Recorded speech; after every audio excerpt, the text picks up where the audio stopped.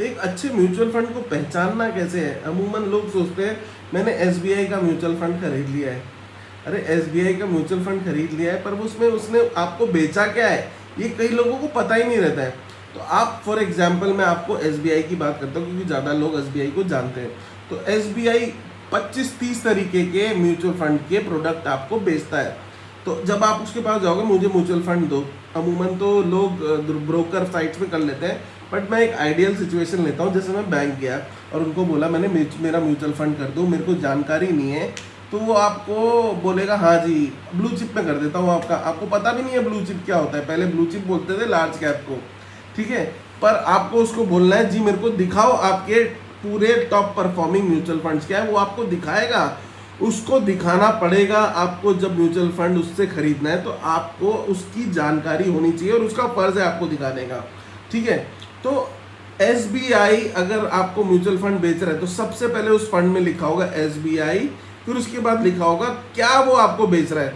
For example SBI focused fund, इसके पिछले एक साल में एसबीआई के फंड ने 16-16.5% के रिटर्न दिए हैं, ठीक है। एक वन ऑफ द मोस्ट अच्छा रिटर्न रहा है एसबीआई के पोर्टफोलियो में। बाकी अगर आप एसबीआई के फंड्स देखेंगे, क्योंकि ज़्यादा करके वो इंटरनेशनल फंड्स में इन्वेस्ट नहीं करता है, केवल एक फोकस फंड है जिसमें उसका अल्फाबेट का स्टॉक उसके पास है एसबीआई के पास, और अल्फाबेट ने पिछले एक साल में दिया है 88% रिटर्न, 88%, इसीलिए फोकस फंड ने अच्छा रिटर्न दिया है।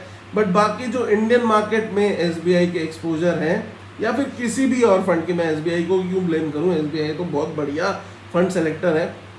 बट अगर आप किसी भी मतलब कि ब्रोकर को देखोगे जो म्यूचुअल फंड में इन्वेस्ट करता है और इंडियन मार्केट्स में इन्वेस्ट करता है, तो उसके रिटर्न बेकार ही रहे क्योंकि मार्केट चले नहीं है इंडिया के।